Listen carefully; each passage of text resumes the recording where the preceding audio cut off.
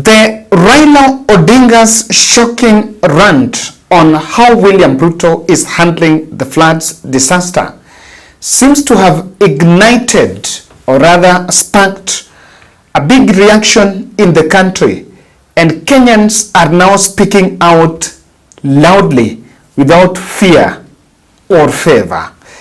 Here is a video of another lady who is coming out to tell Sakaja about the issue of boats. It's a very sarcastic video. I would want you to listen to here. Okay. Good morning. The government wanted to know where I have reached so far with the boat making. This is the one they had requested for the CBD. It is here, almost completion. By the end of the week, it will be complete. Yes, I had talked with the governor Nairobi County, and it is 120 capacity, 120 seater capacity, lakini kuna wale wanataka kusimama watasimama ndani. Hii ni ya town service. Hii si ya kwenda mbali huko Githurai, Rongai, hapana. This will be for the town service. Alafu kidogo kujani waonyeshe ya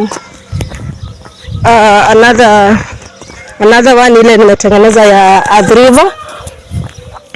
Kwa wale wanataka the personal ones, wale wanataka zao personal, we have one there. I have a small one here. Kwa wale wanataka zao personal, zile za kuvuka kutoka kwa sitting room kwenda kwa bedroom, ziko pale. Wale wanataka zile kubwa za kutoka ground floor kwenda third floor, ziko pale. Hizo zote ziko. Even the submarines are there. It is my engineers are yet to arrive. It is a very busy day for me. It has been a very busy week for me so far, guys. By the end of the week I'll be finishing 3. Yesterday I was in a meeting with the deputy governor, Mr. Rigiji. I was at the meeting and I assured them that I'll be completing this by the end of this is the other one. This is the other one. Hii sasa ni ya Thika Road. Watu wa Thika Road, hii ni yellow. Hii ya Thika Road. This one has a 160 capacity. Hii itakuwa inafika hadi Juja. Juja itakuwa inavuka. Thika Town kuna zao ziko ndogo. Ile 237, number 237 zenu ziko. Hii ni ya Thika Road. Hii ni ya kuteremka Thika Road. Halafu wale wa Adriva yenu ndio ile. Watu wa Adriva yenu ndio ile pale. Hii ni ya Thika Road. Hii ni ya watu wa Adriva. Alafu kuna wengine pale, ile naona engineers already washaamka, washakuja. Ile iko pale, ile kubwa. Ile Now Kenyans will not fail to amaze you. There's some very interesting bits in that video. She's saying that kuna ile ya kutoka bedroom just sitting. But that video is a mockery of Sakaja's statement that is going to buy boats. You know, Sakaja rolled a tender here for some boats to be bought. I don't know, for moving people around when it flooded in town, and I was like, we can't just fix the drainage in the CBD so that we don't buy those boats. And then it's very sarcastic on two fronts also. He's saying that DP is Rigathi Gachagua is the deputy governor. Why? Rigathi Gachagua had projected himself as a man who is so much interested in Nairobi County affairs, and he came out saying that if things fail in Nairobi, he will also be blamed. But then that is just that is just setting us to understand the bit of the public reaction to the issue of government handling this flooding problem. The video was actually taken in a boat making site somewhere in Lowland. If you realize there is a highland there, there is some hilly place, and the boats are being made somewhere there. The flooding tragedy have been caused by very many factors, and we look at that. But before much ado, the two videos from Mukuru Kwaroben, these two videos have been trending for better part of Friday night. I want us to watch because it's going to give us a synopsis of what we are actually talking about when we're talking about this flooding problem.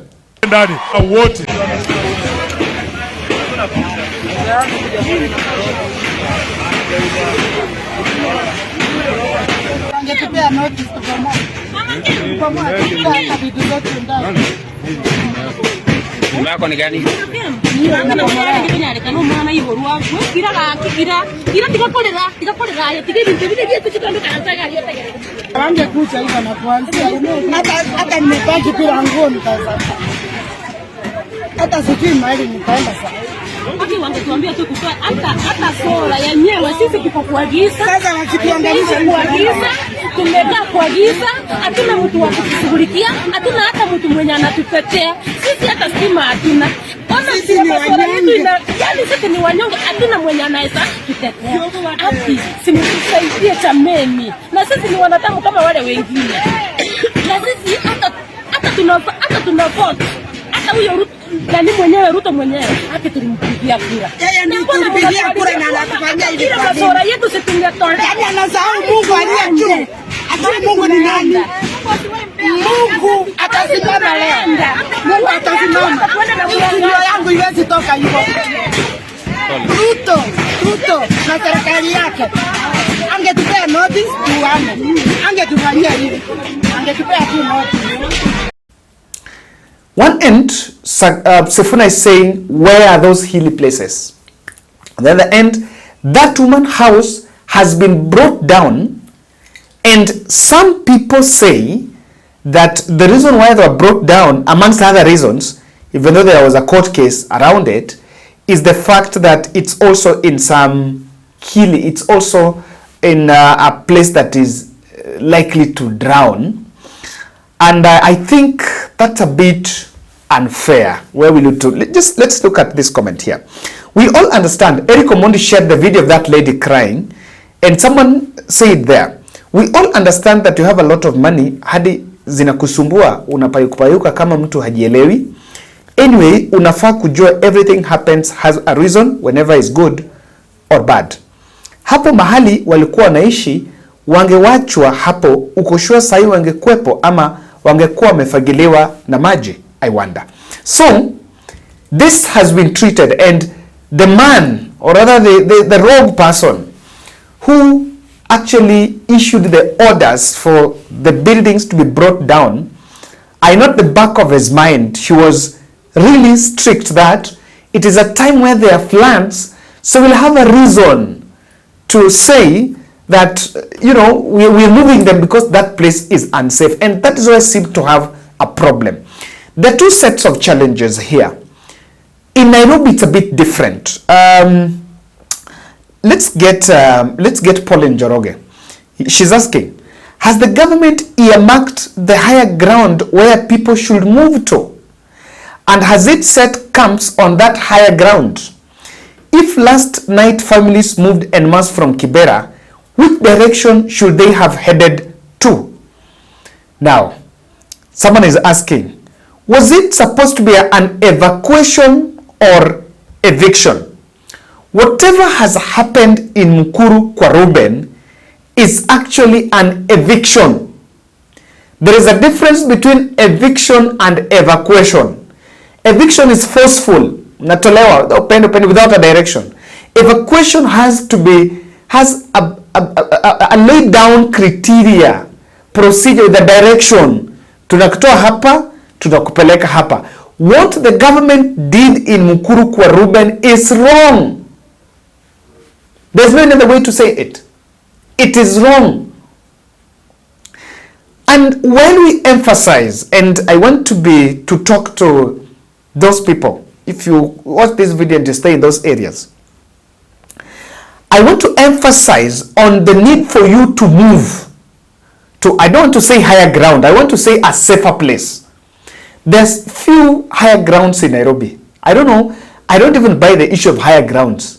Nairobi is a plain. If you read the history of Nairobi, Nairobi was a plain. The Maasai land was a plain. Someone was telling me that when, back then, if you are in CBD, you could be able to see Kabiria. You could be able to see Umoja. Nairobi was a plain. So Nairobi is not hilly even as we say. So the only thing we have to move to safer grounds. Kindly move to a safer ground and even move and stay with a relative. I know that has to be emphasized. But the government must also be very cautious and be very disciplined enough to not allow heartless land grabbers a land grabbing scheme to thrive just on this tragedy. Why would people take advantage of a flooding tragedy to do such a forceful, heartless eviction at the time people are looking for places? Sasa mnawatoa, mnawapeleka wapi? You know, sometimes there's some things that you want to be very gentle, but it doesn't come out when you're so gentle. You should not allow heartless land grabbers to evict people from places simply because of this place is prone to flooding. I think we must have an end game in everything we do. And let me play for you a voice of President speaking yesterday. There is something you will note. The president is speaking about we've mapped out areas and we've set aside, but I'm not seeing something in action to enable these people move to safer grounds. Listen to this. Protect life and property. The loss of human life, displacement of people, and destruction of property has been most profound within fragile ecosystems on which the government has taken the following steps. First, the government has mapped out 178 dam and water reservoirs situated within public and private lands in 33 counties, which are already full and present imminent danger to adjacent settlements and people. Second, areas prone to landslides and mudslides in various counties have been identified as high-risk areas from which the adjacent settlements have to be evacuated. Third, relocation notices have been issued to all persons living in unplanned settlements within riparian reserves along rivers, streams, and other water courses. Acknowledging the gravity of this unfolding situation, the Cabinet has met 3 times over the last 10 days to provide leadership on a whole-of-government response to this crisis. To support disaster response and mitigation efforts across the country, the Treasury has been directed to provide adequate resources and work with other development partners to provide for the purchase and supply of food, medical, and other non-food items.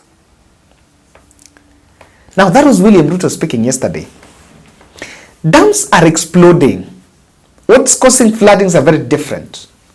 There are some areas where dams are exploding. Masinga Dam is almost full to the brim.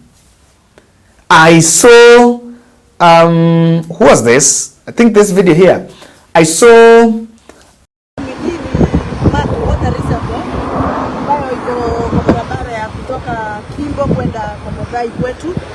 ambayo ina branch kwenda Kigaji Gatundu South, na hii ni water reservoir ambayo ilikuwa imetengenezwa na wazungu wakati wa kilimo cha kahawa. That whole ridge is full of coffee. Actually, the next farm next to the tarmac ni kahawa. Nilikuwa nimekuja kuangalia vile hii reservoir imekaa kwa sababu huwa inajaa maji sana sana, lakini nimefurahia kwa sababu iko na outlet na hiyo outlet ina flow vizuri. Unfortunately, hii ndio ile maji ambayo inaingia pale Matangine Injuja, alafu ina flow mpaka Kahawa Sukari. Leo saa hii asubuhi nimepitia Kahawa Sukari, imejaa maji hivi. Kwa hivyo sasa hii dam ni kama inapata maji kutoka kule juu, kule kwetu Komodhai, hii maji inakuja hapa alafu ina flow. My only worry and concern ni hii maji ikisimama pale mbele kwa sababu kuna mahali haina njia, inajaa kwa mashamba ya watu, imetengeneza damu nyingine pale chini ambayo haikuwa, ilikuwa tu mashamba ya watu ya noma, lakini sasa imekaa kama damu. sasa hiyo maji inaweza kuwa inaenda ianze kuchukua nyumba za watu. Gavana Mushomba here, she was warning, and I think she was doing something very good. That is, I think I liked that. The messaging on, this dam is almost to the full, kindly move away if you can. Dams are exploding. There are some areas where rivers are breaking their banks. Now, someone shared me this photo from Kibera. Look at this photo. This, and I was told it was taken around Katokera, from downwards from Katokera, opposite the Shofko offices. Opposite the, is it Shofko High School of Kibera Girls or something? The Shofko offices there, headquarters there. So someone is telling me that that river has passed in the middle of the slum. Nyumba huku, nyumba huku. And those who are unsafe are people that stay around that river, along the river. What is so difficult?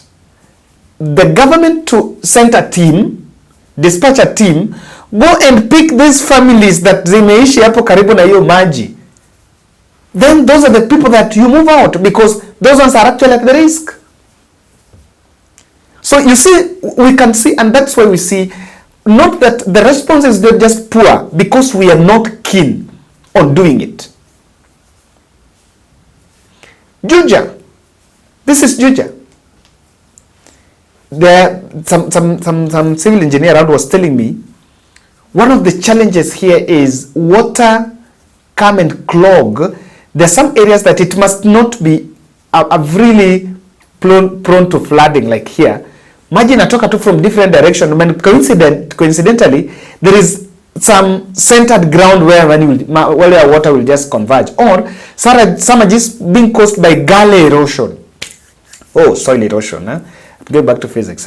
So many gullies lead water to a specific direction. Not that it's even planned. So gullies lead water to a specific direction. Then you find out that water has converged at a point. These water points are also very dangerous, even for children and other people around that place. So even people who stay around that, the more it explode, it will overflow. If it overflows, it will go to people's houses. And amongst others are just topographical gradients, where ingine wako juu, ingine wako chini, maji ina flow, and it just be caused by it. I am a bit disappointed here. I have seen interventions like relief food, dispatching KDF with helicopters to rescue people, quite in order. And then there is this one of moving them to nearest primary schools for them to be collected somewhere. They will be very vulnerable. Then when relief food will be brought, the politician will come there as a semi-god, as a man who is coming with the solution.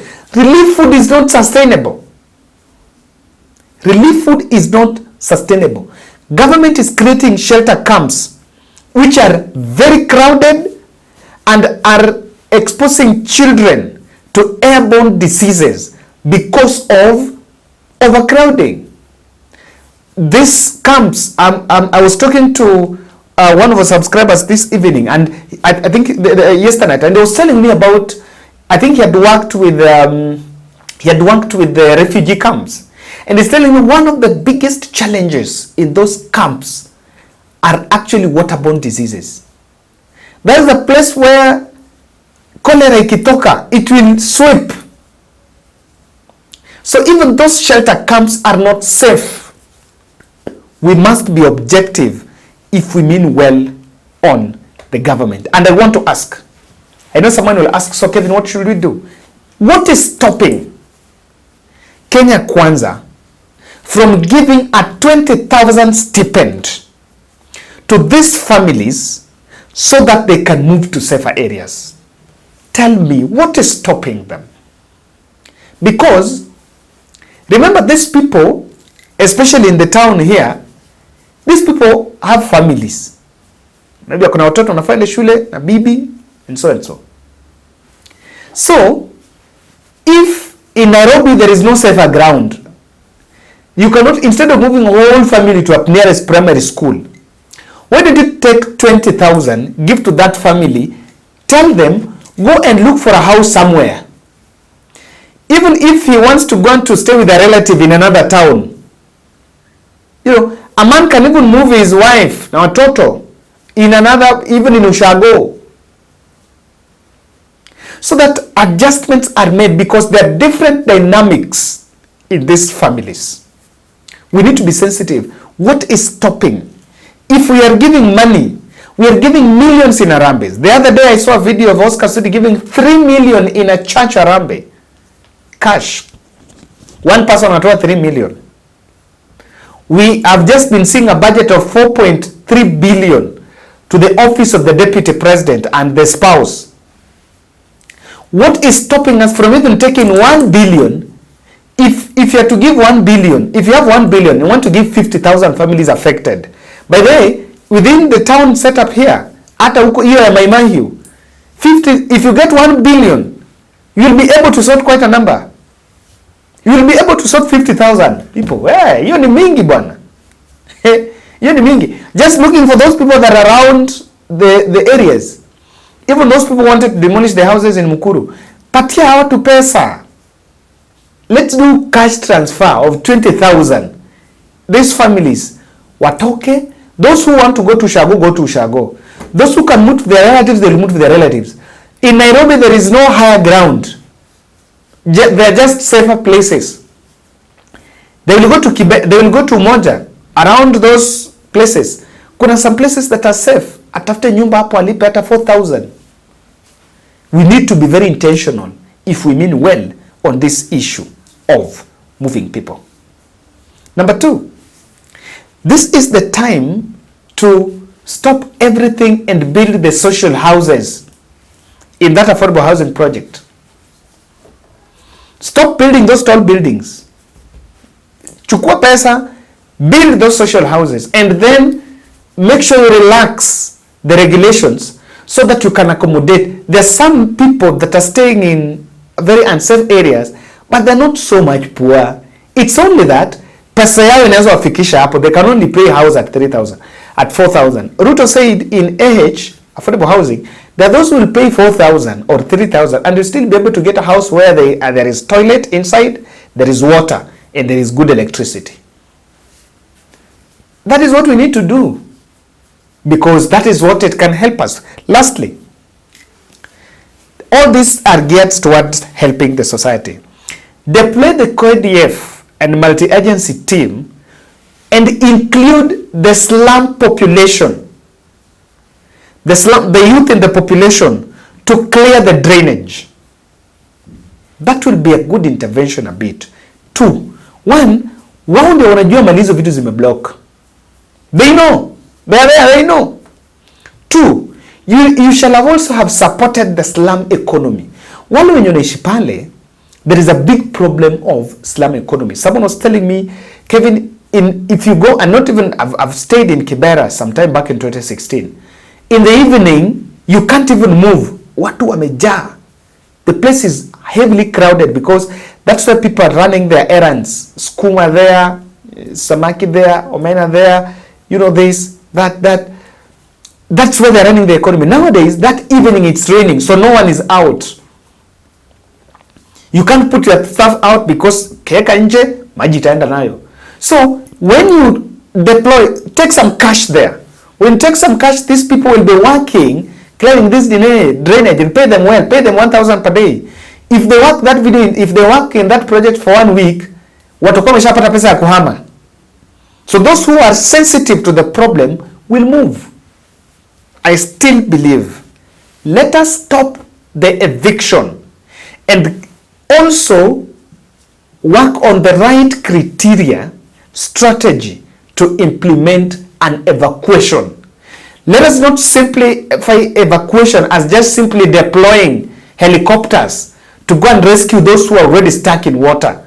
I don't think that's what we should be talking about. Let's move these people and also avoid this thing of camps. Kids are supposed to be in school. Kesho moto itaisha, maji itaisha. when the floods go down, the kids will be in school. Then when you move these people from that camp, where they go to?